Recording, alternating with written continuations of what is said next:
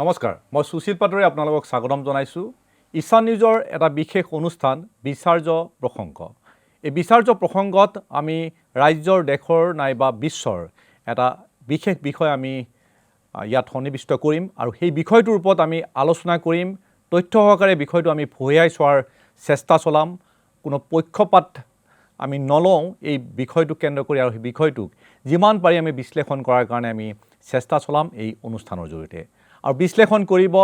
আইনবিদ আৰু ৰাজনীতিবিদ সিদ্ধাৰ্থ ভট্টাচাৰ্য ডাঙৰীয়াই আজি আমাৰ মাজত তেখেত উপস্থিত আছে মই প্ৰথমতে আপোনাক স্বাগতম জনাইছো আমাৰ এই অনুষ্ঠানৰ মাজত নমস্কাৰ বিচাৰ্য বিষয়ত মই আপোনাক ক'লোৱেই যে ইয়াত আমি সমাজৰ এটা বিশেষ বিষয় আমি ইয়াত বাছনি কৰিম বা এই বিষয়টোৰ ওপৰত আমি আলোচনা কৰাৰ কাৰণে চেষ্টা চলাম আজি তেনে এটা বিষয় আমি আপোনাৰ ওচৰলৈকে আমি লৈ আহিছোঁ বিষয়টো হ'ল অখিল গগৈ শেহতীয়াভাৱে অখিল গগৈক লৈ বিভিন্ন আলোচনা হৈছে আৰু অখিল গগৈ অসমত এক প্ৰকাৰ এক অভিলেখ সৃষ্টি কৰিলে যে জেলৰ ভিতৰত থাকি তেখেতে নিৰ্বাচনত জয়ী হ'ল শিৱসাগৰ বিধানসভা সমষ্টিৰ পৰা তেখেতে 11,000তকৈ বেছি ভোটত তেওঁ জয়ী হৈ আহিল কিন্তু এখনো তেওঁ নিৰ্বাচনী সভাত অংশগ্ৰহণ কৰিব নোৱাৰিলে যেহেতু তেওঁ জেলৰ ভিতৰত থাকিল কিন্তু ইয়াৰ পিছত আৰু বহু জল্পনা কল্পনা আহিলে যে অখিল গগৈ জেলত থাকি তেওঁৰ সমষ্টিক কেনেকৈ সেৱা কৰিব বা অখিল গগৈ শপত গ্ৰহণ কৰিব পাৰিবনে নাই ইতিমধ্যে নিয়াৰ এখন আদালতে অখিল গগৈক তেওঁৰ শপত গ্ৰহণৰ কাৰণে অনুমতি প্ৰদান কৰিছে আৰু তাৰ পাছত পুনৰ তেওঁ জেলত সোমাব লাগিব এতিয়া এইবোৰ বিভিন্ন প্ৰশ্ন সাধাৰণ ৰাইজৰ মনত উদয় হৈছে বিশেষকৈ শিৱসাগৰৰ যিসকল ভোটাৰে তেখেতসকলক জয়ী কৰাইছিল তেখেতসকলৰ মনতো প্ৰশ্নবোৰ আহিছে জুমুৰ দি ধৰিছে যে জেলত থকা এজন ব্যক্তিয়ে কি ধৰণে তেওঁলোকক সেৱা আগবঢ়াব বা বিধানসভাৰ পৰা পোৱা যিসমূহ সুবিধা সেইসমূহ অখিল গগৈ কি ধৰণে লাভ কৰিব পাৰিব এই ধৰণৰ বিভিন্ন বিষয় ৰাইজৰ মনত উদয় হৈছে এজন আইনবিদ হিচাপে এজন ৰাজনীতিবিদ হিচাপে মই আপোনাক প্ৰথমতে সুধিছোঁ যে অখিল গগৈৰ যি বিজয় সেই বিজয় নিশ্চিতভাৱে অখিল গগৈ বা সমষ্টিবাসীৰ বাবে এক উল্লেখনীয় দিশ কিন্তু সেই অখিল গগৈয়ে ভবাৰ ধৰণে শিৱসাগৰবাসী ৰাইজে ভবাৰ ধৰণে কাম বা সেৱা আগবঢ়াব পাৰিবনে অখিল গগৈ ডাঙৰীয়াক কিছু নিৰ্দিষ্ট গোচৰত তেখেতক অভিযুক্ত কৰি তেখেতক গ্ৰেপ্তাৰ কৰা হৈছে আমাৰ যিটো নেশ্যনেল ইনভেষ্টিগেটিভ এজেঞ্চি নিয়া এই নিয়াৰ দ্বাৰা তেখেতক কিছু নিৰ্দিষ্ট অভিযোগত তেখেতক অভিযুক্ত কৰি তেখেতক কাৰাবন্দী কৰা হৈছে আৰু তেখেতৰ বিভিন্ন সময়ত তেখেতসকলে নিয়া কোৰ্টত নিয়াৰ বাবে এখন আছুতীয়াকৈ আদালত আছে আৰু সেই নিয়া আদালতত তেখেতসকলে বিভিন্ন সময়ত যিটো আমাৰ প্ৰচলিত আইনী ব্যৱস্থা এই আইনী ব্যৱস্থাৰ মাধ্যমেৰে যিটো বেইলৰ যিটো ব্যৱস্থা আছে সেই বেইলৰ বাবে তেখেতসকলে আগতেও আবেদন কৰিছে সাম্প্ৰতিক তেখেতসকলে এখন আবেদন দাখিল কৰিছিলে যিহেতু তেওঁ এইবাৰ তেখেত নিৰ্বাচিত হ'ল আৰু নিৰ্বাচিত হোৱা বাবে তেখেতে বিধানসভাৰ সদস্য হিচাপে তেখেতে শপত গ্ৰহণ কৰিব লাগিব গতিকে নিয়াৰ আদালতে তেখেতক কাৰাগাৰ কৰ্তৃপক্ষক আদেশ দিছে যে তেখেতক শপত গ্ৰহণ অনুষ্ঠানত অংশগ্ৰহণ কৰিবলৈ বিধানসভালৈ অনা হ'ব তেখেতে শপত গ্ৰহণ কৰিব আৰু শপত গ্ৰহণ কৰাৰ পিছত পুনৰবাৰ তেখেতক কাৰাগাৰলৈ লৈ যাব এতিয়া আমাৰ যিটো আপুনি যিটো প্ৰশ্ন সুধিছে যে এই প্ৰশ্নটো অলপ জটিল প্ৰশ্ন কিয়নো যোৱাকালি যেতিয়া আপুনি মোক এই প্ৰসংগৰ কথাটো সুধিলে তেতিয়া ময়ো মোৰ আইনৰ যিবোৰ কিতাপ আছে এই আইনৰ বিভিন্ন ধাৰা আছে আমাৰ প্ৰেজেন্স এক্ট আছে তাৰপিছত ধৰি লওক আমাৰ কাৰণে এই নিৰ্বাচনৰ সময়ত আটাইতকৈ প্ৰযোজ্য যিটো বিষয় RP Act representation of people's act এইখন হ'ব যিহেতু এইটো এটা ন্যায় এটা নিৰ্দিষ্ট কিছু গোচৰৰ বিচাৰৰ বাবে গঠন কৰা হৈছে গতিকে তেখেতৰ ক্ষেত্ৰত CRPC বা IPCৰ প্ৰভিজন কিয়নো আমাৰ আইনত এটা ব্যৱস্থা আছে যে স্পেচিফিক এক্ট এখন যদি থাকে it takes precedence over the general act এতিয়া CRPC বা যিটো IPC এই দুটাৰ ওপৰত নিয়াৰ আইনৰ যিটো প্ৰৱধান সেই প্ৰৱধান বোলে মানে তেখেতৰ প্ৰিচিডেন্স ল'ব মই গোটেইখিনি চালি জাৰি চালোঁ। এনেকুৱা ধৰণৰ ঘটনা এইটো প্ৰথম নহয়, এনেকুৱা ঘটনা আগতেও ঘটিছে ভাৰতবৰ্ষৰ আইন। মই মাজতে আপোনাক কথা এটা সুধিছোঁ, আপোনাৰ কথাৰ মাজতে যে আপুনি ক'লে যে ন্যায় যিসমূহ গোচৰ লৈছে সেইবোৰ IPCত নপৰে নহয় জানো, গতিকে সেইটোক যিটো ধাৰা গৈছে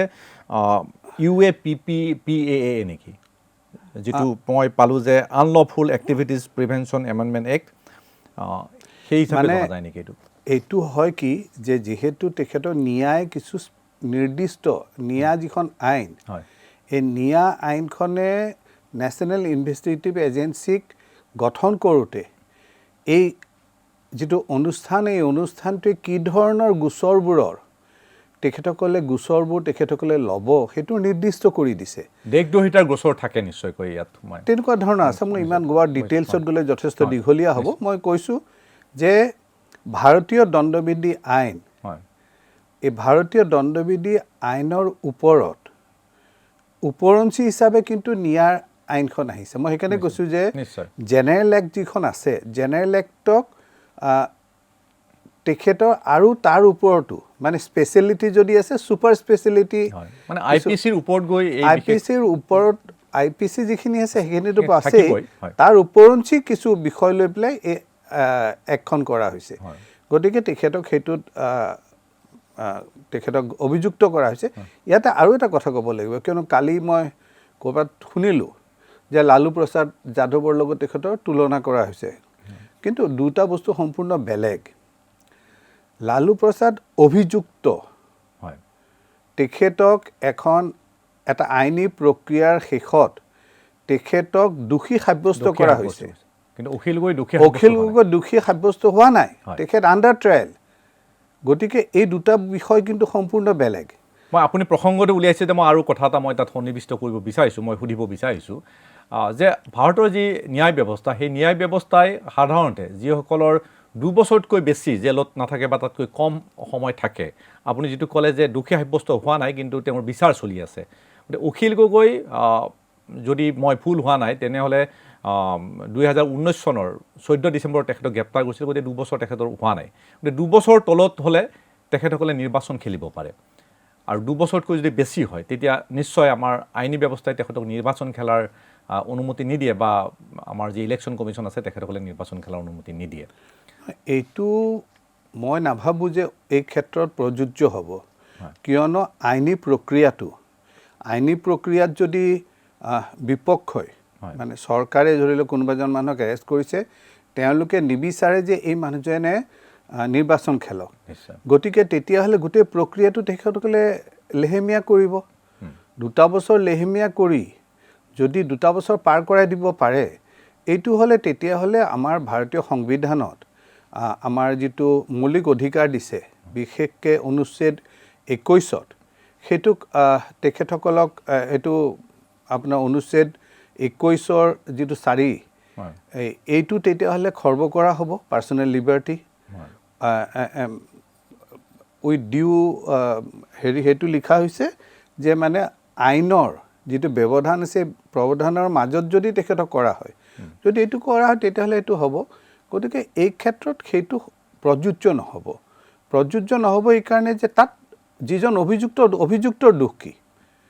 অভিযুক্তক আপোনালোকে এটা অভিযোগ আনিছে, নিৰ্দিষ্ট এটা অভিযোগ আনি এটা বিচাৰ প্ৰক্ৰিয়ালৈ লৈ আহিছে, বিচাৰ প্ৰক্ৰিয়াটো চলি আছে। বিচাৰ প্ৰক্ৰিয়া চলি থাকোঁতে তেখেতৰ যিটো মৌলিক অধিকাৰ, যিটো তেখেতৰ ভোটদানৰ কথাটো ক'ব গৈছে, ভোটদানৰ নিৰ্বাচনত প্ৰতিদ্বন্দ্বিতা কৰাৰ যিটো অধিকাৰ, এজন ভাৰতীয় নাগৰিকে ভাৰতবৰ্ষৰ গণতান্ত্ৰিক ব্যৱস্থাত তেখেতে অংশগ্ৰহণ কৰাটো ভাৰতবৰ্ষৰ সংবিধানে কিন্তু তেখেতক অধিকাৰ দিছে। এতিয়া সেই অধিকাৰটো আমাৰ যিটো অনুচ্ছেদ মই কৈছোঁৱেই যে 21ত কৈছে, যদি কিবা কাৰণে তেখেত কনভিক্টেড হয়, মানে তেখেতক ধৰি লওক দোষী সাব্যস্ত কৰা হৈছে, তেতিয়াহ'লে তেখেতৰ সেই মৌলিক অধিকাৰটো ৰাষ্ট্ৰই কাঢ়ি ল'ব পাৰে। আপোনাৰ যুক্তিত যদি মই মানি লওঁ, তেতিয়াহ'লে যদি সেইটোক আপুনি মৌলিক অধিকাৰ বুলি কয় যে নিৰ্বাচনত প্ৰতিদ্বন্দ্বিতা কৰিব পৰা, নিৰ্বাচনত সেইটো মোৰ কথা মানি ল'ব নালাগে, সেইটো হয়, সেইটো সংবিধান দিছে। কিন্তু ধৰক অভিযুক্ত হোৱা নাই কিন্তু জেলত আছে, তেওঁলোকক কিয় ভোট দিব দিয়া নহয়? অভিযুক্ত হৈছে কিন্তু তেওঁৰ বিচাৰ প্ৰক্ৰিয়া আৰম্ভ হোৱা নাই। 3 মাহৰ পিছত 3 মাহৰ পিছত সেই ব্যক্তিগৰাকীয়ে বেইলৰ ব্যৱস্থা আছে আমাৰ CRPCতে আছে বা IPC আমি হেতু হেৰি আছে 3 মাহৰ পিছত 90 দিনৰ শেষত এজন মানুহক ধৰি লওক গ্ৰেপ্তাৰ কৰা হ'ল আৰু গ্ৰেপ্তাৰ কৰি পেলাই যদি তেখেতক এনে যিকোনো এটা মানে আমাৰ CRPCৰ যিকোনো এটা গোচৰতে তেখেতক গ্ৰেপ্তাৰ কৰা হ'ল আৰু 90 দিনৰ পিছত তেখেতক কোৱা হৈছে যে তেখেতক বেইল দিব লাগিব বেইলৰ কাৰণে তেখেতে আবেদন কৰিব পাৰে আৰু সেই আবেদন বিবেচনা কৰিব এতিয়া আইনৰ যিটো প্ৰৱধান এই আইনৰ প্ৰৱধানটো হৈছে যে যেতিয়া এটা বেইলৰ বাবে এখন এপ্লিকেশ্যন কৰিব সেই বেইলখন কোনো নিৰ্দিষ্ট আদালতে সেইখিনি গোটেইখিনি তেখেতসকলে চোৱা চিতা কৰিব তেখেতসকলে দুই পক্ষৰে যুক্তি আৰু তেখেতসকলে নিজৰ সমৰ্থনত যিখিনি কথা কয় সেই কথাখিনি তেখেতসকলে চালি জাৰি চাব আৰু যদি অনুভৱ কৰে যে নহয় যে এই ব্যক্তিগৰাকীক বেইল দিব পৰা যায় তেতিয়াহ'লে বেইল দিব এতিয়া বেইল দিওঁতে বিভিন্ন কথা বিবেচনা কৰা হয় সাধাৰণতে আমাৰ যিটো উচ্চতম ন্যায়ালয়ত অলেখ এনেকুৱা ধৰণৰ আদেশ আছে অলেখ এনেকুৱা ধৰণৰ তেখেতৰ জাজমেণ্ট আছে য'ত কৈছে যে বেইল দিয়াটো এটা সাধাৰণ ব্যৱস্থা নিদিয়াটো denial is only an exception এতিয়া কাৰোবাৰ ক্ষেত্ৰত ব্যতিক্ৰম হ'ব কেতিয়া যেতিয়া মানুহগৰাকীৰ বেইল দিলে তেখেতে যিটো অভিযুক্ত তেখেতে গৈ পেলাই তাৰ যদি যিটো সাক্ষী বা অন্যান্যসকল টেম্পাৰ কৰিব পাৰে বা তেখেতে এবাৰ যদি বেইল পাই ওলাই যায় তেতিয়াহ'লে তেখেতে পলাই যাব পাৰে বা তেখেতে ওলাই যোৱাটো সমাজৰ কাৰণে বা এইটো কাৰণে সকলোৰ কাৰণে যিখিনি সেই গোচৰৰ লগত জড়িত তেখেতসকলৰ কাৰণে মংগলদায়ক নহ'ব এনেকুৱা বিভিন্ন কথা চিন্তা কৰি বিভিন্ন কথা চালি জাৰি চাইহে তেখেতক বেইল ডিনাই কৰিব পাৰে কিন্তু বেইল সাধাৰণতে যদি সময়ত যি গোচৰ জনোৱা হয় তেতিয়া সময়ত যদি যিটো মানে যিনে হেৰি কৰিছে এই গোটেই ইনভেষ্টিগেশ্যন কৰিছে আয়ই যদি সময়ত চাৰ্জশ্বিটখন দাখিল কৰিব নোৱাৰিলে বা কেছ ডায়েৰী বুলি কয় কেছ ডায়েৰীখন যদি দাখিল কৰিব নোৱাৰিলে তেতিয়াহ'লে কিন্তু আদালতে বেইল দিয়ে অখিল গগৈ ডাঙৰীয়াৰ ক্ষেত্ৰত ইয়াৰ আগতেও এই বিষয়ে তেখেতে বেইল আবেদন কৰিছিল আৰু বেইল আবেদন কৰোঁতে তেখেতৰ বেইলখন নাকচ হৈছে গতিকে তেখেতে আদালতত তেখেতৰ আত্মপক্ষ ৰক্ষাৰ বাবে সুযোগ পোৱা নাই সেইটো কথা নহয় তেখেতে আত্মপক্ষ ৰক্ষাৰ বাবে তেখেতক বেইল দিবৰ বাবে যিটো সুবিধা দিব লাগে সেই সুবিধাটো দিয়া হৈছে যিহেতু তেখেত আণ্ডাৰ ট্ৰায়েল আৰু তেখেত 2 বছৰতকৈ অধিক সময় আণ্ডাৰ ট্ৰায়েল হৈ থকা নাই গতিকে তেখেতে আবেদন কৰিলে তেখেতে ভাৰতৰ যিটো গণতান্ত্ৰিক প্ৰক্ৰিয়া সেই প্ৰক্ৰিয়াটোত অংশগ্ৰহণ কৰিব পাৰে তেখেতে কোৰ্টৰ পৰাই তেখেতৰ যিখন আমাৰ নমিনেশ্যন ফৰ্ম ফিল আপ কৰিছে তেখেতে সেই নমিনেশ্যন ফৰ্ম ফিল আপ কৰাৰ পিছত তেখেতক সুযোগ দিয়া হৈছে সাধাৰণতে পেৰলত দিয়া হয় ধৰি লওক এনেকুৱা ধৰণৰ এটা পেৰলত দিয়া হয় এখেতৰ ক্ষেত্ৰত কি আছে সেইটো আদালতে জানে আদালতে বিচাৰ কৰি যদি তেখেতক দিয়া নাই তেতিয়াহ'লেতো নিৰ্দিষ্ট কিছু এনেকুৱা অভিযোগ আছে যিটোৰ বাবে হয়তো আদালতে তেখেতক পেৰলত দিয়া বা তেখেতক বিচাৰাধীন হৈ থকা অৱস্থাত দুটাকৈ বিশেষ গোচৰ লৈছিলে যে এটা ধৰক আমাৰ চানমাৰী আৰু এটা চাবুৱাত এটা হত্যাৰ গোচৰ ৰুজু কৰিছিলে তেখেতৰ বিৰুদ্ধে যে আৰক্ষী এজনক তেওঁৰ কৰ্মৰত অৱস্থাত হত্যা কৰা বুলি এটা অভিযোগ আছিল আৰু সেই অভিযোগৰ ভিত্তিতো ন্যায় তেওঁৰ ওপৰত ইনভেষ্টিগেশ্যন চলাই আছিলে মই আপোনাৰ কথা দেখিছোঁ নাই এইটো ঠিকেই কৈছে আপুনি ক'লে যিহেতু কি মানে অভিযোগত তেখেতক অভিযুক্ত কৰা হৈছে সেইটো জানিলে ভাল হয় আপুনি সেইটো ক'লে মই বুজিছোঁ কথাটো মই অনুভৱ কৰোঁ যে ন্যায় তেখেতে নিৰ্বাচন খেলি তেখেতে জনপ্ৰতিনিধি হিচাপে তেখেতে এতিয়া প্ৰতিনিধিত্ব জয়ী হ'ল প্ৰতিনিধি হিচাপে তেখেতক এতিয়া ৰাইজে আঁকোৱালি ল'লে গতিকে নিয়া কোৰ্টেও সেই কথাটো নিঃসন্দেহে তেখেতসকলে চালি জাৰি চাইছে আৰু চালি জাৰি চোৱাৰ পিছত তেখেতক শপত গ্ৰহণৰ কাৰণে অনুমতি দিছে মোৰ যিটো লাগিছে আৰু আগতেও মই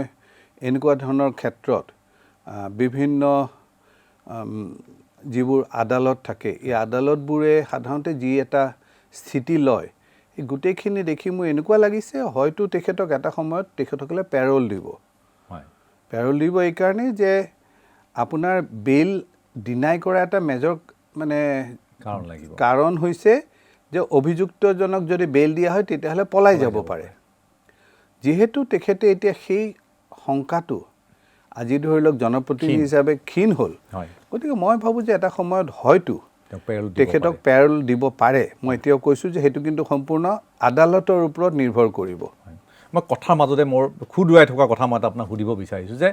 অখিল গগৈ নিৰ্বাচন খেলিলে জয়ী হৈ আহিলে সকলোৱে দেখিলে অসমৰ ৰাইজে দেখিলে ভাৰতৰ জনতাই দেখিলে কিন্তু বহুতে হয়তো নাজানে যে অখিল গগৈ ভোট দিব নোৱাৰিলে কাৰণ আমাৰ সংবিধানে সেই ধৰণৰ ব্যৱস্থা দিয়া নাই যে যদি কাৰাগাৰত থাকে তেতিয়াহ'লে ভোট দিব নোৱাৰে আপুনি এজন আইনবিদ হিচাপে এইটো কথা নাভাবেনে যে যিটো কথা আপুনি মৌলিক অধিকাৰ বুলি ক'লে যে নিৰ্বাচনত প্ৰতিদ্বন্দ্বিতা কৰিব পাৰে কিন্তু ভোট দিব নোৱাৰে এইটো দুই ফালৰ পৰা যদি চাব যায় যে ভোট দিব নোৱাৰে কিন্তু নিৰ্বাচনত প্ৰতিদ্বন্দ্বিতা কৰিব পাৰে ঠিকেই কৈছে কিছু আমাৰ আইনত আমি যিখন আইনৰ গ্ৰে এৰিয়া বুলি কওঁ মানে বগাও নহয় ক'লাও নহয় মাজৰ এই ধোঁৱা যিটো আছে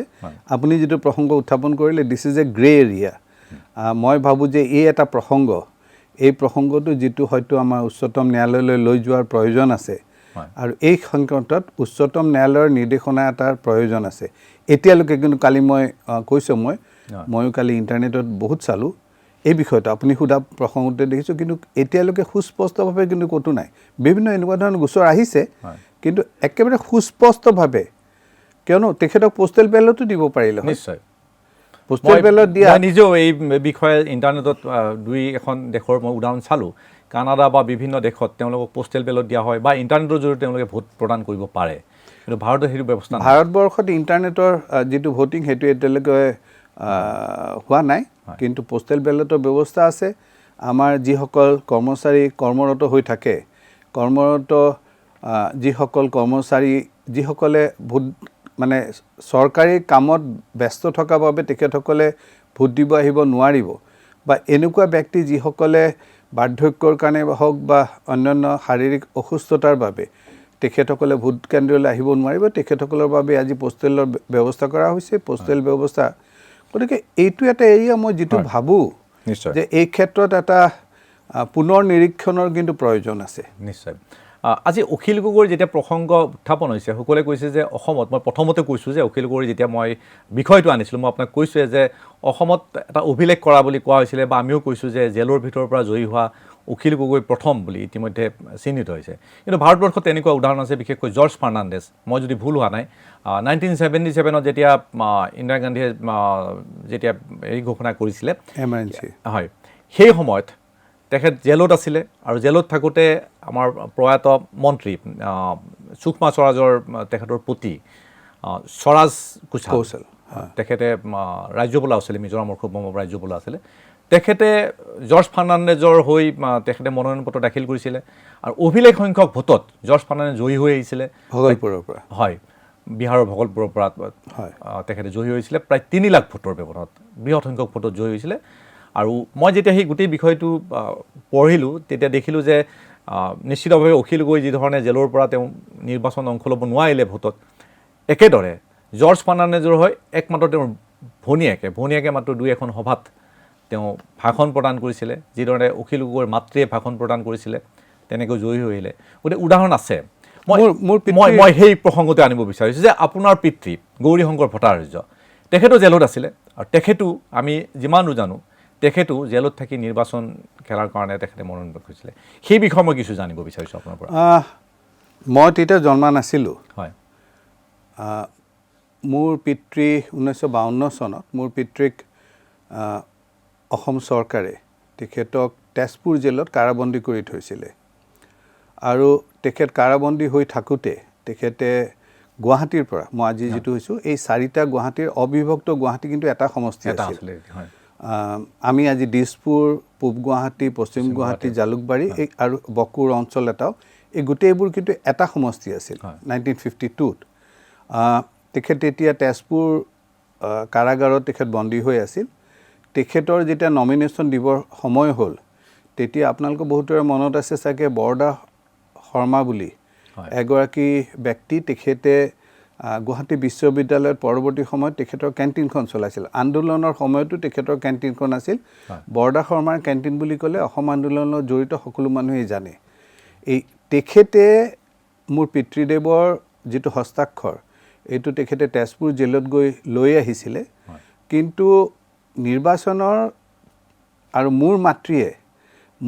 সেইখিনি গৰ্ভৱতী অৱস্থাত আছিলে কিন্তু গৰ্ভৱতী অৱস্থাত থাকিলেও মোৰ মাতৃয়ে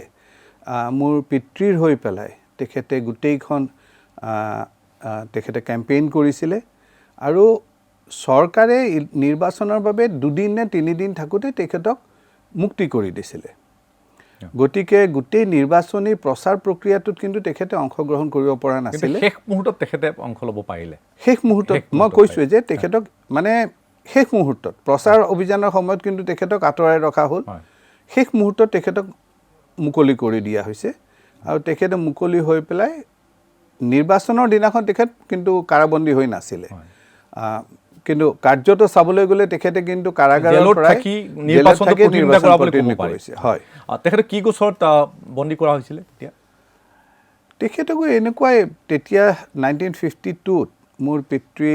তেতিয়াও কমিউনিষ্ট পাৰ্টিৰ সদস্য হৈ আছিলে তেখেতক যেতিয়া কৰা হৈছিলে তেখেতক এনেকুৱা ধৰণৰ কিবা দেশদ্ৰোহিতা বা এনেকুৱা ধৰণৰ গোচৰতেই কৰা হৈছিল মই কৈছোঁ যে মই জন্মা নাছিলোঁ তেতিয়া মই জন্মা নাই গতিকে ময়ো তেখেতৰ এই সমসাময়িক যিসকল তেখেতৰ সহকৰ্মী প্ৰায়ভাগে এতিয়া নাই গতিকে ময়ো খুব ভালকৈ নাজানো মই সম্পূৰ্ণ চোৱা নাই কিন্তু এনেকুৱা ধৰণৰ গোচৰ কিন্তু 1962ত মই জানো যে যেতিয়া চীনৰ আক্ৰমণ হৈছিলে তেতিয়া বিষ্ণুপ্ৰসাদ ৰাভা আৰু মোৰ পিতৃক তেখেতসকল দুইজনকে গোচৰ এই মানে সহমৰ্মিতাৰ এটা গোচৰত তেখেতসকলক আকৌ তেখেতসকলক কাৰাবন্দী কৰা হৈছিলে বিষ্ণুপ্ৰসাদ ৰাভা আৰু মোৰ পিতৃক আৰু তেখেতসকলক লৈ যোৱা হৈছিলে আপোনাৰ উৰিষ্যাৰ কোনোবা এখন জেলত মোৰ যদি সম্বলপুৰ জেল যেন লাগিছে মোৰ ভুল যদি হোৱা নাই আৰু তেখেতসকলক তেখেতসকলক তাতে যথেষ্ট সময় কাৰাবন্দী কৰি ৰখা হৈছিলে সেইখিনি সময়ত মোৰ পিতৃয়ে তেতিয়া তদান্তৰীণ মুখ্যমন্ত্ৰী বিমল প্ৰসাদ চলিহা আছিলে তেখেতলৈ এখন চিঠি লিখিছিলে যে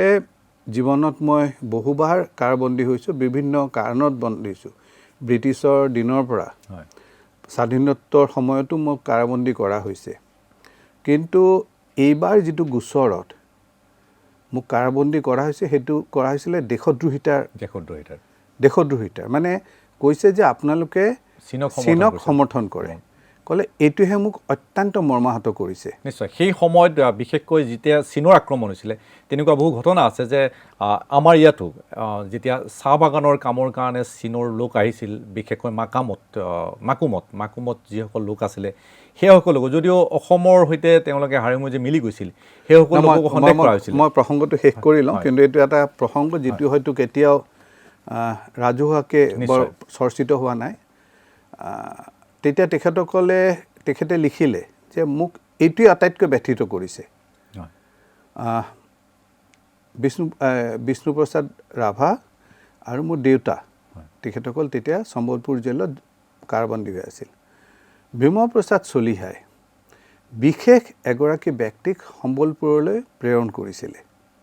আৰু কৈছিলে মানে মোৰ বিমল প্ৰসাদ চলিহাৰ লগত আকৌ মোৰ দেউতাৰ সাংঘাতিক এটা ভাল বন্ধুত্ব সম্পৰ্ক আছিল তেখেতে কৈছিলে যে আপুনি বেয়া নাপাব মই আপোনাক প্ৰধানমন্ত্ৰী জৱাহৰলাল নেহৰুৰ নিৰ্দিষ্ট নিৰ্দেশৰ বাবে মই আপোনাক আৰু বিষ্ণুপ্ৰসাদ ৰাভা তেখেতসকলক মই গ্ৰেপ্তাৰ কৰাবলগীয়া হৈছে আৰু এই তেখেতসকল চীন চৰকাৰ বা চীন দেশৰ প্ৰতি সমৰ্থক বুলি কিন্তু সেই সময়ত এজন স্বনামধন্য প্ৰধানমন্ত্ৰী নেহৰুৰ যথেষ্ট ঘনিষ্ঠ সাংসদে কিন্তু পণ্ডিত নেহৰুক জনাইছিলে পৰৱৰ্তী সময়ত মই এতিয়া মানে এইটো এটা খুব অকথিত কাহিনী তেওঁলোকক তাৰ পৰৱৰ্তী সময়ত তেখেতসকলক মুকলি কৰি দিয়া হৈছিলে আৰু মুকলি কৰি দিয়াৰ পিছত এটা তৃতীয় শ্ৰেণীৰ 2টা টিকেট কিনি তেওঁলোকক ট্ৰেইনত উঠাই দিয়া হৈছিলে গুৱাহাটীমুখী কৰি মানে বিমলা প্ৰসাদ চলিহাৰ অনুৰোধত বা তেখেতৰ হস্তক্ষেপত মুকলি হ'ল নহয় তেখেতসকলক সেইটো সেই হিচাপে হ'লে নহ'ল মই সেইটো ইমানখিনি ডিটেইলছত মই নাজানো মই যিখিনি জানো কিয়নো সেইখিনি মোৰ পিতৃয়ে কোৱা কথা তে ট্ৰেইনত বিষ্ণুপ্ৰসাদ ৰাভাৰ যিযোৰ ৰাবাৰৰ চেণ্ডেল হাৱাই চেণ্ডেল পিন্ধি আছিল তেখেতে ওপৰত শুইছিলে মানে 2টা বাং থাকে ন ওপৰতো শুই আছিলে তলতো পিতৃ শুই আছিলে তে তেখেতৰ চেণ্ডেলযোৰ কোনোবাই চুৰ কৰি লৈ গ'ল ৰেলৰ পৰা তেখেতৰ হাৱাই চেণ্ডেলযোৰ কোনোবাই ৰাতি শুই থাকোঁতে চুৰ কৰি লৈ গ'ল ৰাতিপুৱা তেখেতসকল প্ৰায় 6টামান বজাত গুৱাহাটী ষ্টেচনত আহিলে চালে চেণ্ডেলযোৰ নাই খালী ভৰিৰে বিষ্ণুপ্ৰসাদ ৰাভা আৰু মোৰ পিতৃ তেখেতৰ আহিলে আহি পেলাই আগতে এতিয়া বন্ধ কৰি দিছে কিন্তু পল্টন বজাৰৰ পিনে এখন ৰেল ষ্টেচনৰ দ্বাৰ আছে আমাৰ যিটো আমাৰ আছাম STC আছে STC কাউণ্টাৰৰ সেইপিনেদি বিষ্ণুপ্ৰসাদ ৰাভাই STC বাছেৰে তেজপুৰলৈ যাব মোৰ পিতৃয়ে সেইখিনিৰ পৰা উলুবাৰীলৈ আহিব তেওঁলোকে এৰাএৰি হোৱাৰ আগতে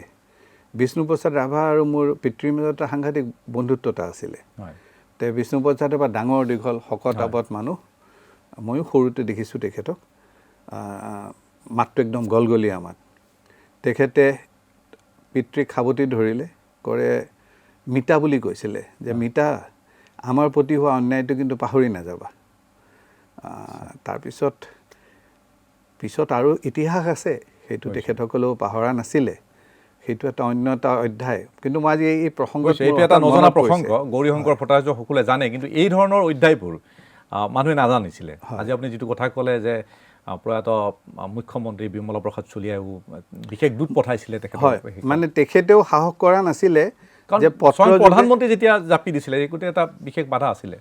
আচলতে মই কিতাপ পত্ৰটো পঢ়িছোঁ আৰু প্ৰধানমন্ত্ৰী নেহেৰু কেতিয়াও তেখেতে এটা সাংঘাতিক এটা ভুল ইমপ্ৰেশ্যনত আছিলে যে কেতিয়াবা ৰঙা চীনে ভাৰতবৰ্ষক আক্ৰমণ কৰিব তেখেতে চীনী হিন্দী ভাই ভাই কৈছিলে পঞ্চশীল নীতি ওলাইছিলে সকলোবোৰ উপেক্ষা কৰি চীনে ভাৰতবৰ্ষক আক্ৰমণ কৰিব এইটোতে সপোনতো ভবা নাছিলে আৰু সেইবাবে তেখেত একেবাৰে প্ৰস্তুত নাছিল আৰু সেইবাবে 1962 চনত ভাৰতবৰ্ষৰ পৰাজয় হৈছিলে আৰু সেইখিনি পৰাজয় হোৱাৰ পিছত আপোনালোকে জানে তাৰপিছত তেখেত একেবাৰে মন ভাঙি পৰি এটা সময়ত তেখেতৰ মৃত্যু হৈছিলে কিন্তু সেইখিনি সময়ত তেখেত প্ৰায় উন্মাদ প্ৰায় হৈ পৰিছিলে আৰু যিহেতু সেইখিনি সময়ত অসমৰ এগৰাকী সাংসদে তেখেতক নিৰ্দিষ্ট ব্যক্তিৰ কথা কৈছিলে গতিকে তেখেতসকলক গ্ৰেপ্তাৰ কৰিবলৈ তেখেতে বিমলা প্ৰসাদ চলিহা ডাঙৰীয়াক নিৰ্দেশ দিছিলে গতিকে এইটো এটা অধ্যায় যিটো অধ্যায় হয়তো যিহেতু সেই কথাবোৰ উলিয়াইছে যে সেই সময়ত নেহেৰু বহুতে কৈছিলে যে তেওঁ খুব আত্ম অভিমানীও আছিলে যে তেওঁ যি নীতি সেই নীতি ভুল হ'ব নোৱাৰে বহুতে পিছত সমালোচনা কৰিছিলে ফৰৱাৰ্ড পলিচিক লৈ পেলাই সমালোচনা কৰিছিলে বা চীনৰ আক্ৰমণে গোটেই বিষয়বোৰ লৈ আৰু শেষত যেতিয়া তেখেতে অসমক বাদ দিছিলে ভাৰতৰ মানচিত্ৰৰ বুলি যেতিয়া কৈছিলে তাৰ পাছত তেখেতে এই দোষবোৰ যেনেকৈ আপোনাৰ পিতৃৰ কথা ক'লে বিষ্ণু ৰাভাৰ কথা ক'লে বা ইয়াত যিসকল বহু পূৰ্বৰ পৰা থকা চীনা লোক আছিলে যিসকল অসমৰ সৈতে বিলীন হৈ গৈছিলে সেইসকলৰ ওপৰত দোষ জাপি দি আপোনালোকে জানে ৰীতা চৌধুৰী ডাঙৰীয়ানে মাকাম বুলি এখন তেখেতে এখন উপন্যাস লিখিছে এই একে বিষয়টো সেইটো 62ৰ আগৰ তাৰমানে যেতিয়া ভাৰতবৰ্ষক আক্ৰমণ কৰিলে চীনে তেতিয়া এই চীনা মানুহখিনি আহিছিলে চাহ বাগানৰ যিবোৰ কাম কৰা মানে তেখেতসকলৰ তাত যিবিলাক মেচিনাৰিজ ইউজ হয় যিবিলাক যন্ত্ৰ বা অন্যান্য ব্যৱহাৰ হয় সেইবোৰ তেখেতসকলে মেৰামতি কৰিবৰ কাৰণে চীনা মিস্ত্ৰী আপোনালোকে জানে যে চীন দেশৰ মিস্ত্ৰীৰ সাংঘাতিক নাম এটা আছিলে এতিয়াও আপুনি কলিকতাত গ'লে দেখিব তেখেতসকলে জোতাৰ বনোৱাৰ ক্ষেত্ৰত তেখেতৰ যথেষ্ট এটা সুনাম আছিলে আৰু সেইবাবেই সেই মানুহখিনি কৰাইছিলে সেইটো এটা খুব সাংঘাতিক অন্যায় এটা হৈছিলে সাংঘাতিক অন্যায় এটা কৰাইছে মই কৈছোঁ যে ৰীতা চৌধুৰী ডাঙৰীয়ানীৰ মাকাম বুলি যিখন কিতাপ সেইখনত খুব সুন্দৰভাৱে আৰু যিগৰাকী মহিলা যিগৰাকী মহিলাৰ ওপৰত তেখেতে এইটো কৰিছিলে পৰৱৰ্তী সময়ত তেখেতে গৈ তেখেতৰ যি পৰিয়াল সেই পৰিয়ালক তেখেতে বিচাৰি ওলাটো যথেষ্ট সহায় কৰিছিলে যদিও আজিৰ এই প্ৰসংগত ওলালে আমাৰ মূল প্ৰসংগ আছিল অখিল গগৈ কিন্তু অখিল গগৈৰ লগত সম্পৰ্ক থকা বহু নজনা কথা আমাৰ ওলাই আহিছে অখিল গগৈৰ কথা কৈ আছিলোঁ আমি যে অখিল গগৈ জেলত আছে নিৰ্বাচনত জয়ী হ'ল 11,000তকৈ বেছি ভোটত তেওঁ জয়ী হ'ল অখিল গগৈৰ এতিয়া ৰাজনৈতিক ভৱিষ্যত কি হ'ব কি ধৰণে সেৱা আগবঢ়াব পাৰিব মই অকল আইনজীৱী হিচাপে নহয় বা আইনবিদ হিচাপে নহয় আপুনি ৰাজনীতিটো যিহেতু আছে গতিকে সেই ফালৰ পৰা আপুনি তলা নলা বুজি পায় ৰাজনীতিৰ গতিকে অখিল গগৈ জেলত থাকি এটা সমষ্টিক সেৱা কৰা সম্ভৱ হয় নে নহয় যদি এজন বিধায়ক নিজৰ সমষ্টিৰ বাখীৰ লগত এটা প্ৰত্যক্ষভাৱে তেখেতে সম্পৰ্কত আহিব নোৱাৰে নিঃসন্দেহে কিছু অসুবিধা হ'ব আৰু অসুবিধা হয় মই ভাবোঁ যে যিহেতু 5টা বছৰৰ বাবে আহিছে হয়তো প্ৰথম 5 মাহ 6 মাহলৈকে এই তেখেতক কাৰাবন্দী কৰি ৰখা হ'ব আৰু এটা সময়ত হয়তো মোৰ ইমান দিনৰ যিটো আইনী অভিজ্ঞতা ময়ো 30 বছৰ ওকালতি কৰিলোঁ মোৰ যিটো আইনী অভিজ্ঞতা সেই অভিজ্ঞতাত লাগিছে যে এটা সময়ত তেখেতক হয়তো মুকলি কৰি দিয়া হ'ব পেৰলত দিয়া হ'ব কিয়নো তেখেতক যিকোনো গোচৰতে তেখেতক গোচৰাধীন কৰি ৰখাৰ বাবে যিটো বেইল ডিনাই কৰা হৈছে সেইটো হয়তো আজিৰ যিটো পৰিস্থিতি আজিৰ যিটো স্থিতি এইটো হয়তো প্ৰযোজ্য নহ'ব কিয়নো তেখেত আজি এজন জনপ্ৰতিনিধি এটা অঞ্চলৰ এটা সমষ্টিৰ ৰাইজে তেখেতক প্ৰতিনিধি হিচাপে নিৰ্বাচিত কৰিছে গতিকে তেখেতে আইনৰ পৰা পলাই যাব ক'ৰবাত আত্মগোপন কৰিব এনেকুৱা ধৰণৰ যিটো এটা প্ৰসংগ থাকে যিটো কাৰণে সাধাৰণতে বেইল ৰিজেক্ট কৰা হয় আজিৰ দিনত সেইটো প্ৰযোজ্য নহ'ব গতিকে মোৰ লাগিছে মই নাজানো আইনে কি গতি লয় কিন্তু আইনজ্ঞ হিচাপে যদি মই কালিলৈ ধৰি মই কথা কৈছোঁ যে এজন উকিল হিচাপে এজন অধিবক্তা হিচাপে যদি মোক সোধে তেতিয়াহ'লে মই ক'ম যে তেখেত মুক্তি পোৱাৰ যিটো সম্ভাৱনা এই সম্ভাৱনাটো অধিক প্ৰকট হৈ পৰিছে আৰু হয়তো তেখেতে পাব কিন্তু মই এইটো কথাও কৈছোঁ লগতে যে এজন জনপ্ৰতিনিধি যদি তেখেত যদি ধৰি লওক এখন কাৰাবন্দী হৈ থাকে তেতিয়াহ'লে তেখেতে কাম কৰাব নোৱাৰিব সেনেকুৱা নহয় আজিকালি যিকোনো মই নিজেও এজন বিধায়ক এজনে সকলো দিশ নিজে নাচায় আমাৰ যেতিয়া ডেভেলপমেণ্টেল ৱৰ্কবিলাক থাকে আমি একোটা কমিটি কৰি দিওঁ ধৰি লওক কোনটো অঞ্চলত কোনটো ৱাৰ্ডত কোনটো ৰাস্তা বনাব লাগিব কোনটো অঞ্চলত কোনটো খোৱা পানীৰ ব্যৱস্থা কৰিব লাগিব এইবোৰ ব্যক্তিগতভাৱে আমি সাধাৰণতে নিজে সিদ্ধান্ত নলওঁ পক্ষপাতিতাৰ কথা থাকে গতিকে আমি আমাৰ যিসকল কৰ্মী আছে কৰ্মীসকলৰ ভিতৰত এখন কমিটি কৰি দিওঁ যে ৰাস্তাৰ কাম কাজৰ গোটেইখিনি চোৱা মেলা এখেতে কৰিব যিটো বিধায়ক পুঁজি এই বিধায়ক পুঁজিৰ কোনটো কিভাৱে ব্যৱহাৰ হ'ব এইটো কৰিবলৈ এটা কমিটি কৰি দিয়া হয় মই কৰিছোঁ অন্ততঃ আৰু এই কমিটিবিলাকে যিটো আমাক পৰামৰ্শ দিয়ে সেইমতেহে কৰোঁ গতিকে এই ক্ষেত্ৰত মই ভাবোঁ অসুবিধা নিঃসন্দেহে হ'ব কিন্তু একেবাৰে কাম কৰিব পৰা নাযাব বুলি মই বিশ্বাস নকৰোঁ যদি বুলি কৈছোঁ মই যদি অখিল গগৈ জেলত থাকিব লগা হয় তেওঁ যদি বেইল নাপায় তেতিয়াহ'লে অখিল গগৈ এটা নতুন মডেল এটা সৃষ্টি কৰিবলৈ আপুনি যিটো কথা ক'লে যে তেখেতে আপুনি কোৱাৰ দৰে একাংশ লোক তেওঁ সৃষ্টি কৰিব মই বুলি নহয় প্ৰত্যেকজন বিধায়কেই 126টা সমষ্টিৰ প্ৰত্যেকজন বিধায়কে এই মডেলটোৱেই ফ'ল' কৰে কোনেও সকলো কাম নিজৰ কেন্দ্ৰীভূত কৰি নলয় তেখেতসকলে বিকেন্দ্ৰিত কৰে তেখেতসকলে বিধায়ক আৰু সেইটো উচিতো ডেট উইল বি মোৰ পাৰ্টিচিপেটৰী ডেম'ক্ৰেচি বিধায়কজনক দলৰ কৰ্মীসকলেহে নিৰ্বাচিত কৰায় আৰু তেখেতসকলে যদি বিধায়কজনে যদি সকলো সিদ্ধান্ত বিধায়কজনে যদি নিজে ল'ম বুলি ভাবে তেতিয়াহ'লে কেতিয়াবা এনেকুৱা হ'ব পাৰে যে পাৰ্চিয়েলিটি এটাৰ কথা আহিব পাৰে মই আপোনাক ভাল নাপাওঁ গতিকে মই আপোনাৰ অঞ্চলত একোৱে কাম নকৰোঁ সেনেকুৱা হ'ব নালাগে গতিকে নিৰ্বাচনৰ আগলৈকে বিভিন্ন পক্ষ থাকে মই ধৰি লওক গুৱাহাটীৰ বিধায়ক হিচাপে মই যিদিনাখনলৈ ভাৰতীয় জনতা পাৰ্টীৰ প্ৰাৰ্থী হৈ আছিলোঁ সিদিনাখন মই ভাৰতীয় জনতা পাৰ্টী হৈ আছিলোঁ কিন্তু বিধায়ক হোৱাৰ পিছত কিন্তু মই গোটেই সমষ্টিবাসীৰে বিধায়ক আপোনাক ভোট দিয়া মানুহ হওক বা নহওক মোক সকলোৰে কোনোবাই কাৰণে ভোট কাম দিছে কৰিব বা লাগিব। কোনোবাই ভোট দিয়া নাই হয়। সেই বুলি মই কিন্তু সেই ডিছক্ৰিমিনেশ্যন কৰাটো উচিত নহয়, গণতন্ত্ৰৰ পৰিপন্থী কথা হ'ব। হয়। গতিকে সেইবাবেই আমি সমাজৰ বিভিন্ন শ্ৰেণীৰ মানুহখিনিক লগত লৈ আমি এই সিদ্ধান্তবোৰ লওঁ হয়। আৰু অখিল গগৈ সেই ক্ষেত্ৰত সেনেকৈ কাম কৰিব পাৰিব। মই ভাবোঁ অসুবিধাটো অলপ নিঃসন্দেহে হ'ব, কিন্তু কৰিব অসম্ভৱ নোৱাৰা, নহয় যে অসম্ভৱ সমষ্টিৰ কাম নহয়, কৰাটো অসম্ভৱ নহয়। অসম্ভৱ নহয়। হয়, এটা প্ৰায় অভিযোগ শুনা গৈছিল বা এতিয়াও সেই কথাটো ওলাই আছে যে অখিল গগৈক ৰাজ্য চৰকাৰে ইচ্ছাকৃতভাৱে জেলত বন্দী কৰি থ'ব বিচাৰে, যদিও গোটেই বিষয়টো ন্যায়ালয়ৰ বিষয়, কাৰণ উচ্চতম ন্যায়ালয়লৈকো গৈছে অখিলৰ জামিনক লৈ, আৰু উচ্চতম ন্যায়ালয়েও তেখেতৰ জামিন বহু সময়ত নাকচ কৰিছে। কিন্তু যিটো দেখা গৈছে যে অখিল গগৈক যদি এটা গোচৰত যদি তেওঁক জামিন দিয়ে, তাৰ পাছত অন্য এটা গোচৰ দিয়ে, মই অখিল গগৈৰ গোচৰবোৰে আপোনাক মই শুনাব বিচাৰিছোঁ যে IPCৰ আণ্ডাৰতে তেখেতৰ বহুকেইটা ধাৰ তেখেতৰ গোচৰ তেওঁ ৰুজু আছে। 120B, 124A, 153A, 153B IPC কোৰ্টত তেখেতক গ্ৰেপ্তাৰ কৰাইছে। ইয়াৰ উপৰি ছেকশ্যন 18 আৰু ছেকশ্যন 39 UAPAA, খুব সম্ভৱ এইটো নিয়াৰ গোচৰত তেখেতক দুটা গোচৰত তেখেতক গ্ৰেপ্তাৰ কৰিছে, চানমাৰী আৰু চাবুৱাৰ দুটা গোচৰত। গতিকে তেখেতক যেতিয়াই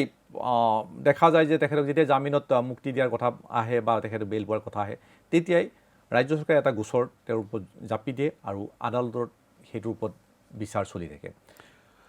চাওক, এইটো কথা কিন্তু সঠিক নহয়, এইটো সঠিক নহয়। মই আইনবিদ হিচাপে কৈছোঁ, মই নিজেও ক'লোঁ নহয়, মই 30 বছৰ ময়ো ওকালতি কৰিছোঁ। কোনোবাই যদি কৈছে তেতিয়াহ'লে সেইটো তেখেত অখিলৰ পক্ষৰ মানুহ হ'ব, যোনে হয়তো এনেকুৱা ধৰণৰ অভিযোগবোৰ আনিছে। মোক যদি সম্পূৰ্ণ নিৰপেক্ষভাৱে, মই এতিয়া কোনো বিজেপিৰ বিধায়ক বা বিজেপিৰ এজন সদস্য হিচাপে মই কোৱা নাই, মই এজন আইনবিদ হিচাপে কৈছোঁ যে এনেকুৱা ধৰণৰ অভিযোগটো সঠিক নহয় বা হ'ব নোৱাৰে। কিয় নোৱাৰে? যে ধাৰা জাপি দিব পাৰে, ধাৰা জাপি দিবৰ কাৰণে কৰ্তৃপক্ষৰ হাতত যদি তেনেকুৱা ধৰণৰ মেটেৰিয়েল থাকে ধাৰা জাপি দিব পাৰে, কিন্তু আদালতৰ নিৰপেক্ষতাটোক সন্দেহ কৰাটো কিন্তু গণতন্ত্ৰৰ বাবে কিন্তু সঠিক কথা নহ'ব। এটা অভিযোগ যদি অনা হয়, সেই অভিযোগটো আনি তেখেতক এৰেষ্ট কৰা হোৱা নাই। প্ৰিভেণ্টিভ ডিটেনশ্যন এক্ট এখনো আছে। মই অন্য এইটো প্ৰসংগ এই ক্ষেত্ৰত প্ৰাসংগিক নহয়। প্ৰিভেণ্টিভ ডিটেনশ্যন এক্টতো কিন্তু এটা কমিটিয়ে কিন্তু এটা সময়ৰ পিছত সেইটো গোটেইখিনি চালি জাৰি চায়। ঠিক তেনেকৈ এখেতৰ ক্ষেত্ৰত, অখিল গগৈ ডাঙৰীয়াৰ ক্ষেত্ৰত আইনৰ বিভিন্ন ধাৰা বা বিভিন্ন গোচৰ যেতিয়া চৰকাৰে তেখেতৰ ওপৰত জাপি দিছে, সেই গোটেইখিনি কিন্তু চৰকাৰে যুক্তি বা যিখিনি মানে এভিডেঞ্চ আছে সেইখিনি লৈহে আদালতত গৈছে। আদালতে সেইখিনি গ্ৰহণযোগ্য পোৱাৰ পিছতহে তেখেতক কাৰাবন্দী কৰিব বা চাৰ্জশ্বিটখন ফাইল কৰিবলৈ সুযোগ দিছে বা তেখেতক বন্দী কৰা হৈছে। যদি আদালতৰ কোনো সুযোগ নাপালে হয় তেতিয়াহ'লে এইটো বেআইনী হ'ল হয়, কিন্তু যিটো প্ৰক্ৰিয়াৰে কামখিনি কৰা হৈছে সেইটো এটা আইনী প্ৰক্ৰিয়া, আৰু আইনী প্ৰক্ৰিয়াত আদালতে তেখেতক কাৰাবন্দী কৰি ৰাখিবৰ বাবে নিৰ্দেশ দিয়াৰ বাবেহে কিন্তু তেখেতক কাৰাবন্দী কৰি ৰখা হৈছে। যদিও কাৰাবন্দী শব্দটো আচলতে বৰ সঠিক নহ'ব, কিয়নো তেখেতৰ শাৰীৰিক অৱস্থা যথেষ্ট ভাল নহয় বুলি তেখেতক গুৱাহাটী মেডিকেল কলেজত তেখেতক কেবিন বন্দী কৰি ৰখা হৈছে। সেইদিনাখন মই দেখিলোঁ এটা বৰ ধুনীয়া শব্দ কৈছে কোনোবা এজনে যে তেখেত কাৰাবন্দী ক'ত, তেখেতটো কেবিন বন্দীহে। আৰু সেইদিনাখন মই আৰু এটাও দেখিলোঁ যে তেখেতে নিৰ্বাচনত জয়ী হোৱাৰ বিভিন্ন, যিহেতু হস্পিটেলত আছে, হস্পিটেলৰ কৰ্মীসকল আছে, কৰ্মীসকলে হয়তো তেখেতক কৈছে পাৰ্টি খুৱাব লাগিব, তেখেতেও পাৰ্টি খুৱাইছে। গতিকে তেখেতক এটা আইনী প্ৰক্ৰিয়াৰ মাধ্যমেৰেহে কিন্তু চৰকাৰে কাৰাবন্দী কৰি ৰাখিছে। এইটোত অকৰ্তৃত্বশীল, অসাংবিধানিক নহয় আৰু অকৰ্তৃত্বশীলভাৱে নহয়। হয়, মই অন্য এটা প্ৰসংগ লৈ আহিছোঁ যে অখিল গগৈ যেতিয়া জয়ী হৈ আহিল তেতিয়া ৰাজ্য চৰকাৰ, বৰ্তমানৰ ৰাজ্য চৰকাৰৰ বহু সদস্যও তেখেতক ৱেলকাম জনাইছে, স্বাগতম জনাইছে। মই জনাইছোঁ, নিশ্চয়, নিশ্চিতভাৱে আপুনিও জনাইছে, আৰু এইটো স্বাৰ্থতে জনাইছে যে সুস্থ গণতন্ত্ৰৰ এক পৰম্পৰা, আৰু বিৰোধী যেতিয়া শক্তিশালী হ'ব চৰকাৰখন সঠিকভাৱে গতি কৰিব। গতিকে অখিল গগৈক এক শক্তিশালী বিৰোধী বুলি চৰকাৰখনে গণ্য কৰাটো উচিত বুলি আপুনি ভাবেনে? চাওক, গণতান্ত্ৰিক আমাৰ যিটো গণতান্ত্ৰিক ব্যৱস্থা, যিটো পাৰ্লিয়ামেণ্টাৰী ব্যৱস্থা, এই গণতান্ত্ৰিক ব্যৱস্থাটো, এই পাৰ্লিয়ামেণ্টাৰী ব্যৱস্থাটোত এখন দাগাপাল্লাৰ দুটা দিশ, হয় বিৰোধী আৰু চৰকাৰ। এতিয়া চৰকাৰ এখন সঠিকভাৱে চলিবলৈ লাগিলে, চৰকাৰখন যদি দিশভ্ৰষ্ট হৈছে বা চৰকাৰৰ যি দুখ ক্ৰুটি বা ভুল ভ্ৰান্তিবোৰ দেখুৱাই দিবলৈ বিৰোধী পক্ষ থকাটো যথেষ্ট দৰকাৰী। আৰু আমাৰ ভাৰতবৰ্ষত যিটো গণতান্ত্ৰিক পৰম্পৰা গঢ় লৈ উঠিছে, এই গণতান্ত্ৰিক পৰম্পৰাটো এটা সুস্থ পৰম্পৰা আৰু ইয়াত বিৰোধীৰ যথেষ্ট এটা গুৰুত্বপূৰ্ণ ভূমিকা আছে। আৰু মই ভাবোঁ সেইবাবে যে প্ৰত্যেকগৰাকী বিৰোধী পক্ষৰ সদস্যই কিন্তু সমানে গুৰুত্বপূৰ্ণ। কোনোবাই হয়তো খুব ভাল বক্তৃতা দিয়ে বা বিধানসভাৰ মজিয়াত হয়তো যথেষ্ট সৰব, গতিকে তেখেতেহে ভাল আৰু অন্যান্যসকল ভাল নহয়, সেনেকুৱা ধৰণৰ কথা নহয়। মই ভাবোঁ যে বিৰোধীৰ এটা যথেষ্ট গুৰুত্বপূৰ্ণ ভূমিকা আছে আৰু সেই ভূমিকা বিৰোধী পক্ষই পালন কৰিও আহিছে। কিয়নো আজি যদি আমি ক্ষমতাত আছোঁ, এসময়ত আমিওতো বিপক্ষত আছিলোঁ আৰু বিপক্ষত থকা মানুহখিনিওতো এসময়ত শাসনত আছিলে। গতিকে এই পৰম্পৰাটো আমি ধৰি ৰখাটো, এই পৰম্পৰাটোক আমি আৰু উদগনি দিয়াটো কিন্তু আমাৰ বাবে যথেষ্ট প্ৰয়োজনীয়। অখিল গগৈ ডাঙৰীয়া তেখেত যথেষ্ট সৰব মানুহ, আৰ্টিকুলেট মানুহ, যথেষ্ট বাকপটুতা আছে, যথেষ্ট তেখেতে পঢ়া শুনাও কৰে, অধ্যয়ন কৰে। গতিকে বিধানসভাত তেখেতৰ যিটো ভূমিকা, এই ভূমিকাটো ইতিবাচক হ'ব বুলিয়ে ময়ো আশা কৰোঁ। মই এজন আইনবিদ হিচাপে আৰু এজন ৰাজনীতিবিদ হিচাপে মই আপোনাক কথা এটা সুধিব বিচাৰিছোঁ, কাৰণ বৰ্তমানৰ চৰকাৰখনে বিচাৰিছে যে অখিল গগৈৰ দৰে শক্তিশালী বিৰোধী থাকক বিৰোধী পক্ষত, আৰু অখিল গগৈ অহাটো হয়তো এখন, আপুনি যিটো ক'লে যে এটা সুস্থ গণতন্ত্ৰৰ এটা পৰম্পৰা হ'ব। এখন ৰাজ্য চৰকাৰে অখিল গগৈক মুকলা অনাৰ ক্ষেত্ৰত কিবা সহায় কৰিব পাৰে নেকি? আইন আদালত যদিও গোটেইবোৰ বস্তু বিষয় বিচাৰাধীন হৈ আছে, কিন্তু অখিল গগৈ মুকলাই অনাৰ ক্ষেত্ৰত সহায় কৰিব পাৰে নেকি চৰকাৰখনে? আপোনাৰ আইনৰ দৃষ্টিৰে আপুনি কি কয়? চাওক, চৰকাৰখনে কিয় সহায় কৰিব? তেখেতক নিৰ্দিষ্ট কিছু অভিযোগত অভিযুক্ত কৰা হৈছে আৰু এই ক্ষেত্ৰত তেখেত যদি অভিযোগ মুক্ত হয়, তেখেতে নিজে মুকলি হৈ আহিব। চৰকাৰখনে সেই অভিযোগখিনি চৰকাৰে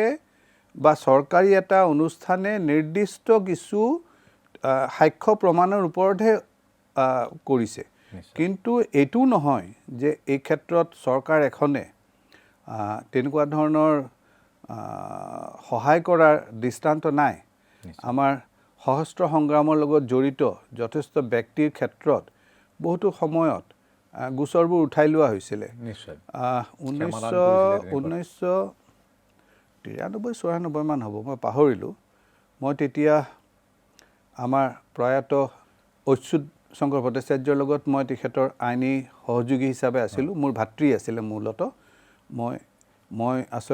মই চেম্বাৰত কামখিনি কৰিছিলোঁ, মোৰ ভাতৃয়ে তেখেতৰ লগত। তেতিয়া যেতিয়া আলফাৰ বহুতো সদস্য তেখেতসকলে মূল সুঁতিলৈ আহিবলৈ ওলাইছিলে, তেতিয়া হিতেশ্বৰ শইকীয়া ডাঙৰীয়া অসমৰ মুখ্যমন্ত্ৰী আছিলে আৰু মুখ্যমন্ত্ৰী হিচাপে তেখেতে অচ্যুত শংকৰ ভট্টাচাৰ্যক তেখেতে স্পেচিয়েল পিপি, SPP বুলি কয় আমাৰ, স্পেচিয়েল পাব্লিক প্ৰচিকিউটৰ হিচাপে তেখেতক নিযুক্তি দিয়া হৈছিলে। আৰু তেখেতৰ দায়িত্বই আছিলে তেখেতে অসমৰ বিভিন্ন থানাবোৰত বা বিভিন্ন কোৰ্টবিলাকত যিবোৰ গোচৰ এইসকল ব্যক্তিৰ বিৰুদ্ধে আছিলে সেইবোৰ উইথড্ৰ কৰিবৰ বাবে। গতিকে দৃষ্টান্ত নথকা নহয়। অখিল গগৈৰ ক্ষেত্ৰতো চৰকাৰে কি সিদ্ধান্ত লয় সেইটো প্ৰসংগতে কৈছোঁ যে ধৰক নাইবা বিভিন্ন ধৰণৰ উগ্ৰবাদত বিশ্বাসী যিসকল লোক জেলত আছে, সেইসকলক সাধাৰণ ক্ষমাদানৰ কাৰণে বিভিন্ন সময়ত দাবী উঠিছিলে। ৰঞ্জন দৈমাৰীৰ ক্ষেত্ৰতো হৈছিলে যে বড়ো শান্তি চুক্তিৰ ক্ষেত্ৰত ৰঞ্জন দৈমাৰীক মুক্তি দিব লাগে, ক্ষমাদান কৰিব লাগে। গতিকে এই বিষয়বোৰ অৰ্থাৎ চৰকাৰৰ হাতত এটা তেনেকুৱা ধৰণৰ কিবা এটা ব্যৱস্থা নিশ্চয় আছে য'ত ক্ষমাদান কৰিব পাৰে। দৃষ্টান্ত আছে। দৃষ্টান্ত মই আপোনাক সেইকাৰণে স্পেচিফিকেলি দৃষ্টান্ত জনাই ক'লোঁ যে যেতিয়া আমাৰ মাননীয়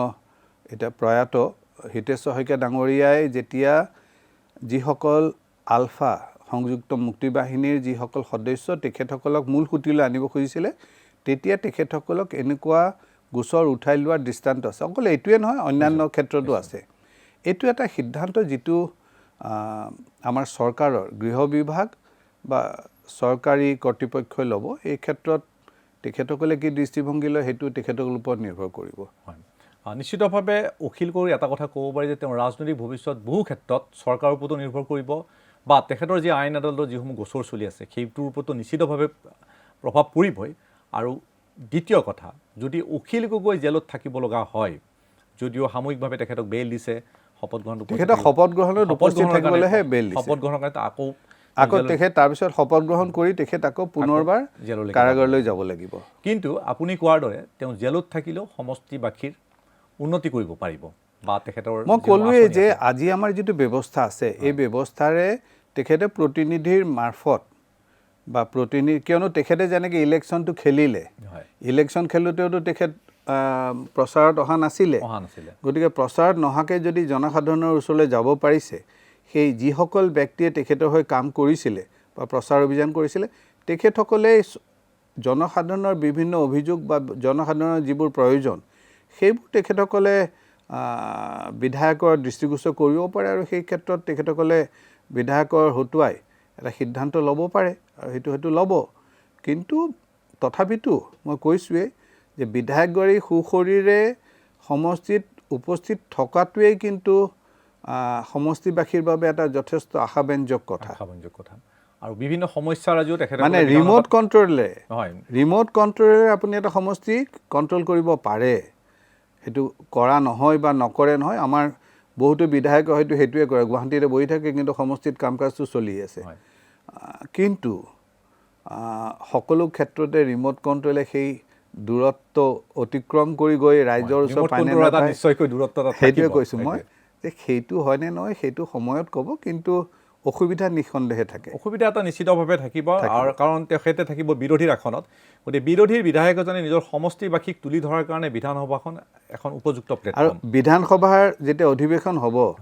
সেইখিনি কিন্তু তেখেতৰ প্ৰতিনিধিয়ে সেইটো কৰিব নোৱাৰে। মই সেইটো কথাই কৈছোঁ যে বিধানসভাখন এখন উপযুক্ত প্লেটফৰ্ম য'ত তেওঁ সমষ্টিবাসীৰ কথা ক'ব পাৰে বা অভাৱ অভিযোগৰ কথা। আমাৰ কি হয়, বিধানসভাত আমি বিভিন্ন প্ৰসংগ নিজৰ নিজৰ সমষ্টিৰ প্ৰসংগবোৰ আমি আমাৰ বিভিন্ন প্ৰক্ৰিয়া আছে, নিয়মাৱলীৰ প্ৰক্ৰিয়া আছে, প্ৰক্ৰিয়াৰ মাধ্যমেৰে আমি বিধানসভাত দাঙি ধৰোঁ আৰু চৰকাৰেও এইবোৰ সমাধানৰ বাবে যথেষ্ট তৎপৰ হৈ থাকে। মই অকল বিধায়কে নহয়, মইতো এসময়ত মন্ত্ৰীও হ'লোঁ কেইবছৰমান। গতিকে সেই ক্ষেত্ৰত মই ভাবোঁ যে বিধায়কজনৰ অনুপস্থিতিয়ে কিন্তু সেই প্ৰসংগটো, কিয়নো বিধানসভাৰ মজিয়াত কিন্তু প্ৰতিনিধি আহিব নোৱাৰে। গতিকে সেই ক্ষেত্ৰত অসুবিধাটো নিঃসন্দেহে হ'ব। হয়, বিধানসভাৰ যিহেতু প্ৰসংগটো ওলাইছে, মই আৰু কথা এটা সুধিব বিচাৰোঁ যে এজন প্ৰতিনিধিয়ে বিভিন্ন প্ৰকাৰে বিধানসভাত তেওঁৰ প্ৰতিনিধিত্বটো দেখুৱাব পাৰে। মৌখিক প্ৰশ্ন থাকে, লিখিত প্ৰশ্ন থাকে। অখিল গগৈ লিখিত প্ৰশ্ন দিব পাৰিবনে নাই তেওঁৰ সমষ্টিৰ? লিখিত প্ৰশ্ন দিব পাৰিব। তেখেতে লিখিত প্ৰশ্নবোৰ সাধাৰণতে কি হয়, প্ৰস্তুত কৰি দিয়া হয় আৰু বিধায়কে স্বাক্ষৰ কৰি দিয়ে আৰু স্বাক্ষৰ কৰি সেইটো জমা দিয়া হয়। গতিকে জেলত গৈ কোনোবাই যদি তেখেতৰ স্বাক্ষৰ কৰি আনি পেলাই সেই প্ৰশ্নবোৰ বিধানসভাৰ যিটো কাৰ্যালয় আছে কাৰ্যালয়ত দিয়ে সেই সম্পৰ্কে উত্তৰ পাব। আৰু কথা এটা মই সুধিছোঁ, সেই বিষয়েও আপুনি আমাক স্পষ্টভাৱে উত্তৰ দিব পাৰিব যে লিখিত উত্তৰৰ ক্ষেত্ৰত হয়তো লটাৰী কৰা হয়। এতিয়া অখিল গগৈ লিখিত বা মৌখিক তেখেতে আপুনি একদম সঠিক প্ৰশ্নটো সুধিছে। এই আচলতে সঁচা ক'বলৈ হ'লে মই নিজেও চিন্তা কৰা নাছিলোঁ। লিখিত প্ৰশ্ন এটা যেতিয়া আমাৰ বিধানসভাৰ মজিয়াত আহে তেতিয়া সেই প্ৰশ্নৰ চৰকাৰে যিটো উত্তৰ দিয়ে তাৰপিছত ছাপ্লিমেণ্টাৰী সুধিবলৈ সুযোগ দিয়া হয়। এই ছাপ্লিমেণ্টাৰী কুৱেশ্যন কিন্তু তেখেতক সুধিব নোৱাৰিব। ষ্টাৰ্ট কুৱেশ্যন যিটো মানে মৌখিকভাৱে উত্থাপন কৰা হয় সেইটোত নোৱাৰিব। কিন্তু যিটো আমাৰ আনষ্টাৰ্ট কুৱেশ্যন মানে যিটো হয়তো লিখিতভাৱে উত্তৰ দিয়া হয় সেইটোত তেনেকুৱা কোনো সুযোগ নাথাকে। গতিকে এই ক্ষেত্ৰত ষ্টাৰ্ট কুৱেশ্যন যিটো মৌখিকভাৱে তেখেতে উত্থাপন কৰিব আৰু চৰকাৰী পক্ষৰ সেই সংশ্লিষ্ট মন্ত্ৰীয়ে এনেকৈ কয়, যেনে আপোনালোকে দেখিছে, আপুনিতো বিধানসভা আপোনালোকে বহু বছৰ ধৰি আপোনালোকে বিধানসভা কাভাৰ কৰিছে, যে এটা প্ৰশ্ন যেতিয়া উত্থাপন হয় তেতিয়া আমাৰ অধ্যক্ষই কয় যে আজিৰ ষ্টাৰ্ট কুৱেশ্যন ইমান নম্বৰ অমুকে উত্থাপন কৰিব। তেতিয়া মন্ত্ৰীয়ে থিয় হৈ কয় যে আপোনাৰ সেইটো লিখিত প্ৰশ্ন দাখিল কৰা হ'ল। তেতিয়া প্ৰশ্ন কৰোঁতাই তেতিয়া মৌখিকভাৱে কয় যে মই এইটো সুখী নহয় কিয়নো ইয়াৰ লগত এইখিনি কথা ক'ব লাগিছিল আৰু মন্ত্ৰী এটা উত্তৰ দিয়ে। এতিয়া কোনোবা এজন যদি বিধায়ক কাৰাবন্দী হৈ থাকে তেতিয়াহ'লে সেই সুযোগটো তেখেতে নাপাব। হয়, মই আৰু কথা এটা সুধিব বিচাৰোঁ যে যেতিয়া প্ৰশ্নৰ উত্তৰ মন্ত্ৰীৰ পৰা বিচৰা হয়, মন্ত্ৰীৰ অনুপস্থিতিত সংসদীয় পৰিক্ৰমা মন্ত্ৰী হওক বা সেইভাৱে উত্তৰ দিয়া হয়। এজন বিধায়কৰ ক্ষেত্ৰত, বিৰোধী বিধায়কৰ ক্ষেত্ৰত মই যিটো কথা ক'লোঁ যে মৌখিক প্ৰশ্নৰ ক্ষেত্ৰত অন্য কোনোবাই তেখেতৰ মৌখিক প্ৰশ্ন গাই দিব পাৰে নে নাই, তেনেকুৱা কিবা ব্যৱস্থা আছে? পাৰে কেতিয়াবা কৰেও। ধৰি লওক কোনোবা এগৰাকী ব্যক্তি কিবা কাৰণে ধৰি লওক কৰোণাত পৰিলে, কিন্তু তেওঁৰ প্ৰশ্নৰ উত্থাপন হ'ব, তেখেতে তেখেতৰ বিধানসভাৰ অধ্যক্ষক তেখেতে জনাব লাগিব যে মোৰ এইখিনি ক্ষেত্ৰত যিটো বক্তব্য আছে মই মোৰ সতীৰ্থ অমুকক অনুৰোধ কৰিছোঁ তেখেতে যাতে এইটোৰ সম্পৰ্কে বাকী যিখিনি বক্তব্য আছে বা যিখিনি ছাপ্লিমেণ্টাৰী আছে সেইখিনি তেখেতে উত্থাপন কৰিব। এইটো পাৰে। তেতিয়াহ'লে অখিল গগৈ সেইটো কাম কৰিব পাৰিব নে নাই? পাৰিব। অৰ্থাৎ মৌখিক প্ৰশ্ন তেখেতে অন্য এগৰাকীক দায়িত্ব দি পাৰিব। কিন্তু সময় সেইখিনি সময়ত থাকিব জানো? কিয়নো উত্তৰবিলাক আমাক ৰাতি জনোৱা হয়। বিধায়ক এজনক তেখেতৰ অহাকালি এই যিখন আমাৰ বনোৱা হয়, লিষ্ট বনোৱা হয়, নীলা ৰঙৰ যে হয়, সেইখন আমাক ৰাতি জনোৱা হয়। ৰাতি জনোৱাৰ পিছত উত্তৰটো আমি তেতিয়া গম পাওঁ যে এইটো সুধিলে, তেতিয়া আমি ছাপ্লিমেণ্টাৰীবোৰ ৰেডি কৰোঁ। নিশ্চয়। গতিকে অখিল গগৈক কৰি তেখেতক আকৌ কাৰাগাৰত লৈ গৈ তেখেতক দেখুৱাই তেখেতৰ পৰা আনি পাছদিনাখন দি এইটো সময় প্ৰেক্টিকেলি নোৱাৰিব। টেকনিকেলি পাৰিব, থিয়ৰিটিকেলি পৰা যায়, কিন্তু প্ৰেক্টিকেলি সম্ভৱ নহ'ব। ধন্যবাদ ভট্টাচাৰ্য ডাঙৰীয়া। আমাৰ সময় শেষ হৈ আহিলে। আমি বহু কথা জানিব লগা আছিল, ৰাইজে বহু কথা জানিলে। আইনৰ দিশৰ পৰা আপুনি বহু কথা বিশ্লেষণ কৰিলে বা এজন ৰাজনীতিবিদ হিচাপেও আপুনি বহু কথা বিশ্লেষণ কৰিলে। অখিল গগৈৰ ভৱিষ্যতৰ কথা আমি পাতিলোঁ। বিধানসভাত তেখেতৰ প্ৰতিনিধিত্ব কি হ'ব সেই কথাও ৰাইজ খুব সম্ভৱ অতি স্পষ্ট হৈছে, বা সমষ্টিৰ কি ধৰণে উন্নতি কৰিব সেই বিষয়টো বিভিন্ন আইনী দিশ বা ৰাজনীতিৰ দিশবোৰ আপুনি ভৰিয়াই দেখুৱালে। আমি আপোনাক ধন্যবাদ জনাইছোঁ। পুনৰবাৰ আমি আহিম আৰু এটা বিষয় লৈ আপোনাৰ জৰিয়তে আমি বিশ্লেষণ কৰাম, ৰাইজে শুনিব সেই বিষয়ৰ ওপৰত। আজিলৈ আপোনাক ধন্যবাদ জ্ঞাপন কৰিছোঁ আৰু মই সুশীল পাটোৰে এই অনুষ্ঠানৰ পৰা বিদায় লৈছোঁ। ধন্যবাদ।